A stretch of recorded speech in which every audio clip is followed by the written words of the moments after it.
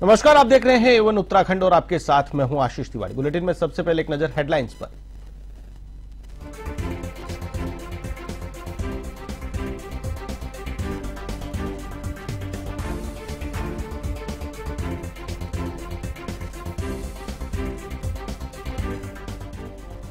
CM Dhami का सख्त संदेश, बोले राज्य सुरक्षा से जुड़े विषय से नहीं होगा कोई समझौता। अपात्र लोगों को वोटर आईडी, बिजली, पानी कनेक्शन देने पर जाएगी नौकरी।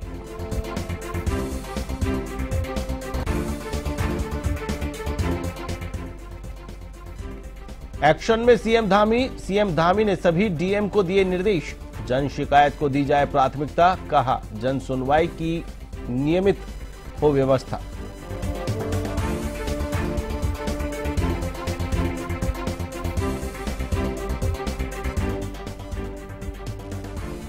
चारधाम यात्रा को लेकर तैयारी, चारधाम यात्रा में व्यवस्था चाक चौबंद बनाने के निर्देश। सीएम धामी के निर्देशों की हो रही पालना, उप जिलाधिकारी ने किया औचक निरीक्षण।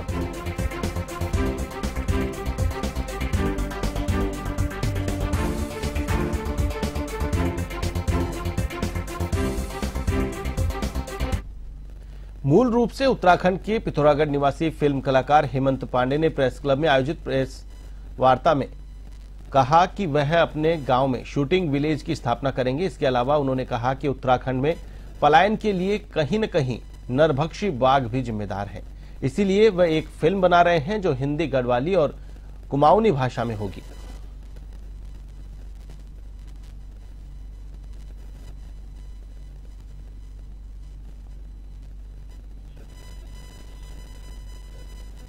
राष्ट्रीय आपदा प्रबंधन प्राधिकरण एनडीएमए ने 4 सदस्यीय दल ने सोमवार को माणा गांव के समीप हुए हिमस्खलन क्षेत्र का स्थलीय निरीक्षण किया, ताकि रिपोर्ट तैयार कर आपदा की रोकथाम और आपदा राहत कार्यों को बेहतर किए जाने के सुझाव दिए जा सके। आपको बता दें कि विगत 8 फरवरी को इस क्षेत्र में भूस्खलन हुआ था। एनडीएमए की टीम सोमवार को हेलीकॉप्टर से सुबह 9 बजे बद्रीनाथ धाम पहुंची, जिसके बाद टीम ने घटना का स्थलीय निरीक्षण कर आईटीबीपी और बीआरओ के अधिकारियों से घटना और राहत बचाव कार्य की विस्तृत जानकारी ली।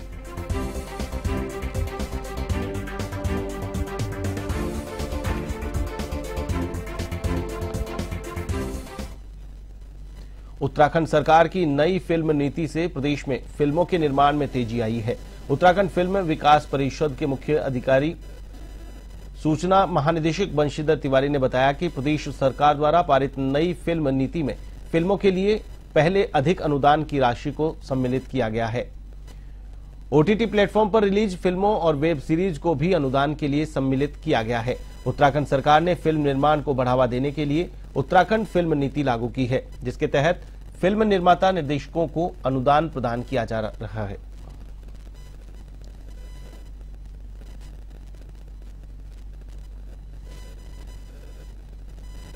सच्चाई की बात अगर बोलूं, आप भी फिर मुझे लगता है आज के बाद ये प्रश्न हमेशा के लिए बंद हो जाएगा। फिल्म सिटी बनाने की आवश्यकता ही नहीं है। हमारा पूरा उत्तराखंड ही फिल्म सिटी है। उत्तराखंड में तो मैं 15-20 साल पहले ये बोल चुका हूँ कि उत्तराखंड में जिस जगह पे खड़े हो जाओ वो जगह शूटिंग की लोकेशन बन जाती है। तो हमें ढांचा बनाने में जो अरबों खरबों लगेगा, उतने पैसे में एक और उत्तराखंड राज्य बन जाएगा। तो मेरी नज़र में तो इस बात को मैं बड़े सिरे से ही खारिज कर रहा हूँ। कोई आदमी अपने को प्रभावित करने के लिए या लालच देने के लिए या झूठ बोलने के लिए या झूठा आश्वासन देने के लिए या आपकी कल्पनाओं को आपके मरते दम तक बरकरार रखने के लिए ऐसी बातें कर सकता है। तो हम लोगों ने नई फिल्म पॉलिसी बनाई है। उसमें एक तो पहले जो फीचर फिल्म्स हैं उनकी जो सब्सिडी है उसको बढ़ाया गया है, उसको 3 करोड़ तक किया गया है। जो आंचलिक फिल्में हैं उसकी भी सब्सिडी हम लोगों ने 25 लाख से बढ़ा करके 2 करोड़ किया है। साथ ही साथ ओटीटी वेब सीरीज और टीवी सीरियल्स जो निर्माण होते हैं उनको भी हम लोगों ने नई फिल्म नीति के आगामी चारधाम यात्रा को सुगम और सुरक्षित बनाने को लेकर मुख्यमंत्री पुष्कर सिंह धामी के निर्देशों पर जिला प्रशासन द्वारा आवश्यक व्यवस्थाएं चाक चौबंद की जा रही है। जिलाधिकारी संदीप तिवारी द्वारा चारधाम यात्रा से संबंधित निर्माण कार्यों की लगातार मॉनिटरिंग की जा रही है। इसी क्रम में उप जिलाधिकारी चमोली राजकुमार पांडे ने राष्ट्रीय राजमार्ग 07 चमोली से नंदप्रयाग तक सड़क सुधारीकरण कार्यों का निरीक्षण किया। उन्होंने कार्यदायी संस्था को 30 अप्रैल तक कार्य पूर्ण करने के निर्देश भी दिए हैं। उप जिलाधिकारी ने बताया कि नंदप्रयाग भूस्खलन जोन में कार्य तेजी से चल रहा है। कार्यदायी संस्था द्वारा 3 मशीनें लगाई गई हैं। उन्होंने कार्यदायी संस्था को 10 दिन के अंदर सड़क के किनारे पड़े मलबे का निस्तारण करने के निर्देश दिए हैं।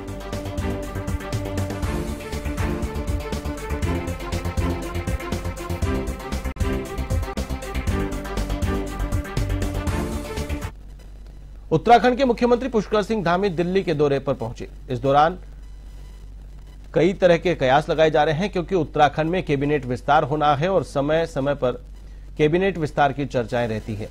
इसको लेकर उत्तराखंड भाजपा की प्रदेश प्रवक्ता कमलेश रमन ने कहा कि मुख्यमंत्री शासकीय कार्यों के लिए लगातार देश की राजधानी जाते रहते हैं। प्रदेश की अलग अलग योजनाओं को पास कराने के लिए केंद्रीय मंत्रियों से मुलाकात करते हैं। जहां तक कैबिनेट विस्तार का सवाल है, वो मुख्यमंत्री का विशेषाधिकार है।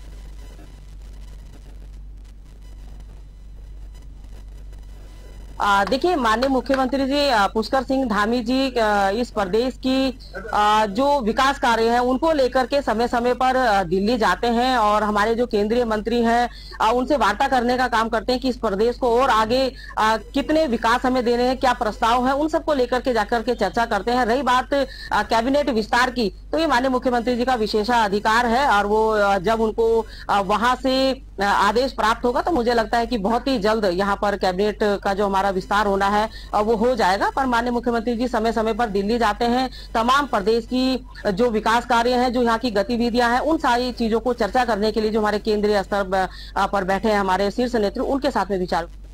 बुलेटिन में खबरों का सिलसिला लगातार जारी रहेगा। वक्त तो चला एक छोटे से ब्रेक का, देखते रहिए A1 TV।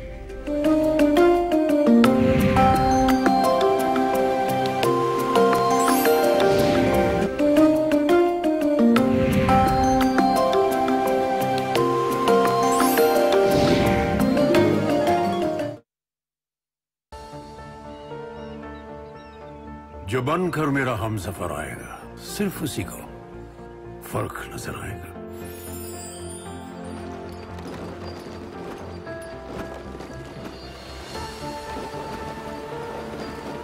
साल, बरस और सदी नहीं, एक युग गुजर जाएगा। उम्र न पूछो वंडर की, जब फर्क नजर आएगा। वंडर सीमेंट, फर्क नजर आएगा।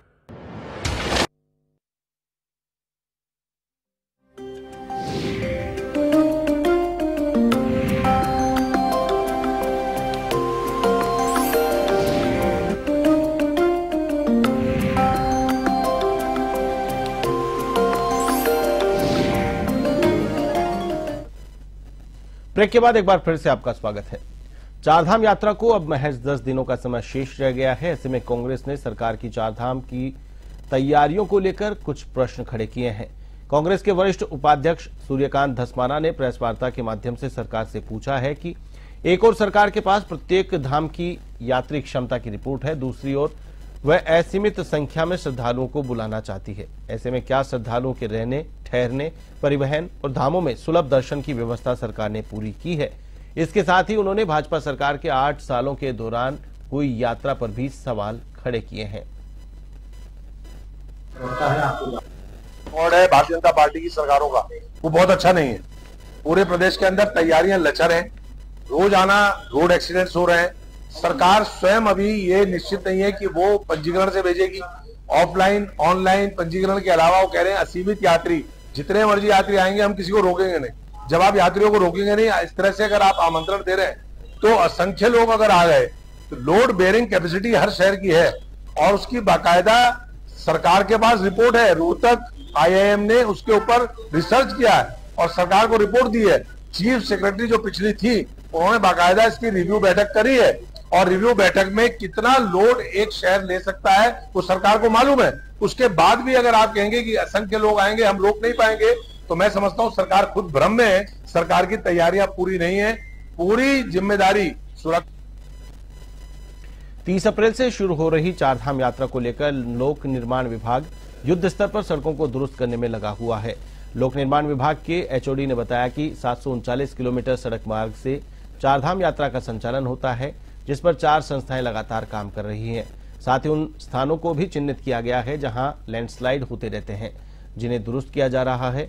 इसके अलावा सड़कों से संबंधित जितने भी काम हैं वे सभी 25 अप्रैल तक पूरे कर लिए जाएंगे।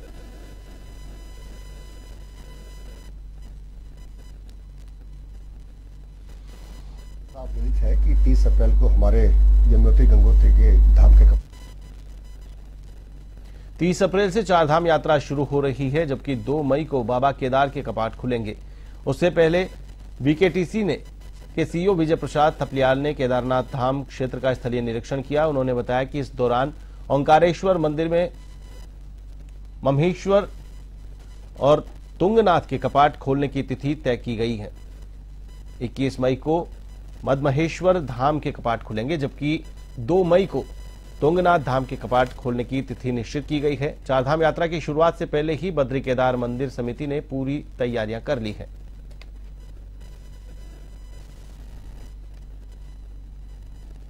केदार घाटी में पूरा भ्रमण किया गया और अभी हाल ही में हमने जो केदारनाथ की मुख्य मठ ओंकारेश्वर में जो कपाट खुलने की तिथि होती है मदमेश्वर और तुंगनाथ की, तो 21 मई को मदमेश्वर बाबा की और 2 मई को तुंगनाथ की जो कपाट है खुलने का निर्णय लिया गया है पंचपुरोहित और तीर्थपुरोहित और बीकेटीसी द्वारा। इसी के परिप्रेक्ष्य में मैंने देखा पूरे रास्ते बिल्कुल चाक चौबंद है, बढ़िया है, रास्ते में कोई ऐसी दिक्कत नहीं, लाइट बिजली पानी की व्यवस्थाएं बिल्कुल शासन और प्रशासन मुस्तैद है और मुझे लगता नहीं कि किसी को दिक्कत आएगी और अच्छे से श्रद्धालुओं को बहुत भव्य और दिव्य दर्शन होंगे और रास्ते बहुत अच्छे।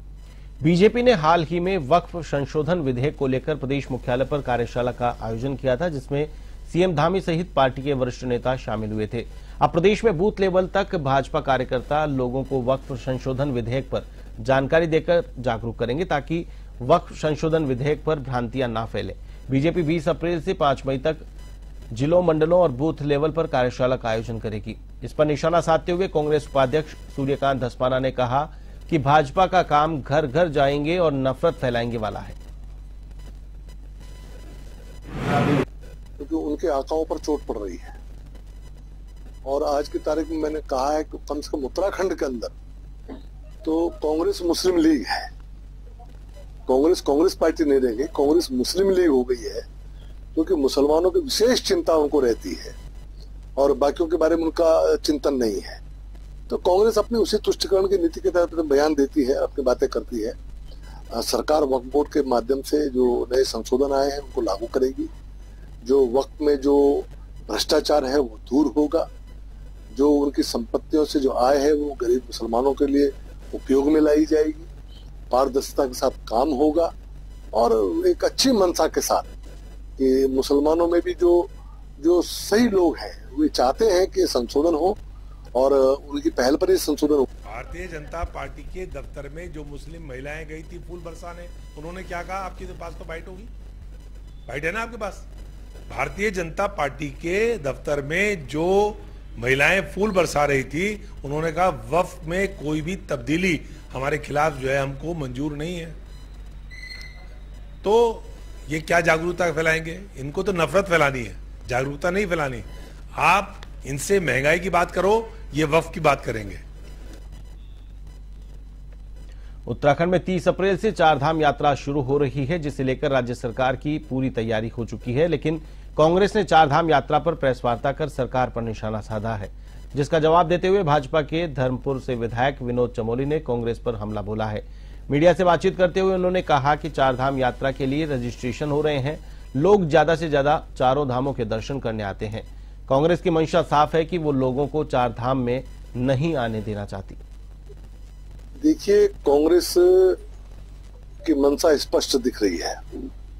वो हर वर्ष की तरह इस वर्ष भी चारधाम यात्रा को प्रभावित करना चाहती है। इसीलिए भी यात्रा प्रारंभ हुई नहीं, उन्होंने कमियां निकालनी पहले शुरू कर दी। अरे आप चारधाम यात्राओं का पहले आकलन कर लीजिए, यात्रा प्रारंभ होने दीजिए। अगर उसके बाद भी कोई कमियां रहेंगी तो बात करिए। और सरकार देख रही है कि हर वर्ष जो है यात्रा में यात्री बढ़ रहे हैं। हम लोग भी उसी प्रकार से अपनी तैयारियों को बढ़ा चढ़ाकर कर रहे हैं। जब भी यात्रा प्रारंभ होगी आप देखेंगे कि पहले से व्यवस्थित होगी और इस बार यात्रा के लिए हम लोग सब तैयार हैं। और हम तो कहते हैं कि खूब यात्री यहाँ पर आए ताकि हमारे स्थानीय लोगों को अधिक से अधिक उससे लाभ मिले, रोजगार उपलब्ध हो। और कांग्रेस को चाहिए कि सुझाव दे अगर उनके कोई सुझाव है, लेकिन माहौल न बिगाड़े। इससे क्या होता है कि पूरे देश के अंदर जब माहौल बिगड़ता है तो नुकसान होता है। खबर देहरादून से है, जहां चारधाम यात्रा के लिए यात्रियों को उनका उत्साह देखते हुए यात्रा के लिए रजिस्ट्रेशन का आंकड़ा 19 लाख के पार पहुंच गया है। अब तक यमुनोत्री के लिए 3 लाख, गंगोत्री के लिए 3 लाख से ज्यादा लोगों ने रजिस्ट्रेशन करवा लिया है। वहीं केदारनाथ के लिए सबसे अधिक 6,48,000 लोगों ने रजिस्ट्रेशन करवा लिया है। बद्रीनाथ धाम यात्रा के लिए 5,74,000 व हेमकुंड साहिब के लिए अभी तक 32,000 लोगों ने रजिस्ट्रेशन करवाया है।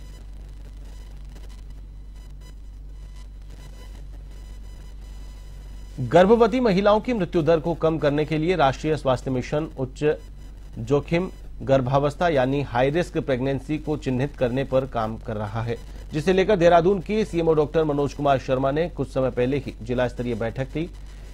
इस बात पर डॉक्टर मनोज कुमार शर्मा ने कहा कि हाई रिस्क प्रेगनेंसी की पहचान करने के लिए हमने सभी ब्लॉक अधिकारियों को निर्देश दिए हैं।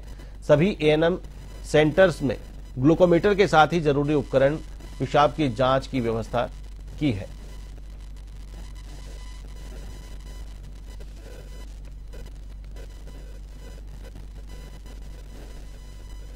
अगर हम कम करना है तो हाई रिस्क प्रेगनेंसी उनको आइडेंटिफाई करना एक बहुत बड़ा अहम उसमें पड़ाव है। तो कैसे हम समय से हाई रिस्क जो प्रेगनेंसी है उसको आइडेंटिफाई करें, उसके लिए हमने कहा कि जो एएनएम सेंटर है उस पर बीपी इंस्ट्रूमेंट होना चाहिए, सभी जगह वेइंग मशीन होनी चाहिए, उनका ग्लूकोमीटर होना चाहिए, चेक हेमोग्लोबिन भी सबको प्रोवाइड किए गए हैं। साथ में यूरिन की जांच करने का जो एल्बुमिन जांच करते हैं वो सब चीजें वहाँ पे होनी चाहिए। और जो 10 जो पॉइंट है जिसमें हम हाई रिस्क प्रेगनेंसी को डिफाइन करते हैं, 10 जो बिंदु हैं वो भी सबके यहाँ पे डिस्प्ले होने चाहिए, ताकि कई बार होता है कि आदमी मेमोरी में चीजें नहीं रहती है, तो वो डिस्प्ले रहेंगी तो लगातार उनको याद रहेंगी चीजें। तो जब हाई रिस्क प्रेगनेंसी को हम आइडेंटिफाई कर लेंगे तो उनको जो है जो हमारे डॉक्टर की कंसल्टेशन वो भी मिलेगी प्रॉपर तरीके से। उनके चेकअप भी हम जो हाई रिस्क होते हैं पूरे एनसीपी में 6 चेकअप का प्रोविजन है वो भी हम उनको प्रोवाइड कराएंगे। और साथ में जो हाई रिस्क प्रेगनेंसी है उनको समय से हम इंस्टीट्यूशनल डिलीवरी के लिए प्रमोट करेंगे। और अगर कोई ऐसी जगह पे रहती है कि उनका तुरंत जो है डिलीवरी के समय पे आना संभव नहीं है तो उनको पहले से ही वहां ला करके अस्पताल में भर्ती किया जाएगा, और ताकि समय से उनकी जो डिलीवरी हो सके। और गर्मी की सीजन में डेंगू, मलेरिया जैसी बीमारियां उत्पन्न होने की ज्यादा संभावनाएं होती हैं, जिसको देखते हुए देहरादून नगर निगम ने अपनी तैयारियां तेज कर दी है। देहरादून के महापौर सौरभ थपलियाल ने बताया कि हमने निगम के कर्मचारियों और आशा कार्यकर्ताओं को क्षेत्र में जाकर लोगों को डेंगू और मलेरिया के प्रति जागरूक करने के लिए कहा है। साथ ही एंटी लार्वा टैंक की संख्या भी बढ़ा रहे हैं। महापौर ने बताया कि यदि कोई व्यक्ति ऐसी लापरवाही कर रहा है जिसमें डेंगू या लार्वा फैलने का डर है, उन लोगों के खिलाफ भी निगम कड़ी कार्रवाई कर रहा है।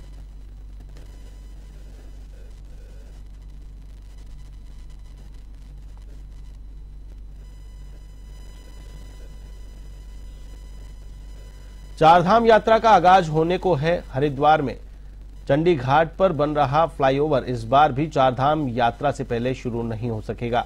एनएचएआई की सुस्त कार्यशैली से इस बार भी यात्रा सीजन में इस रूट के यात्रियों को जाम की समस्या से जूझना पड़ेगा।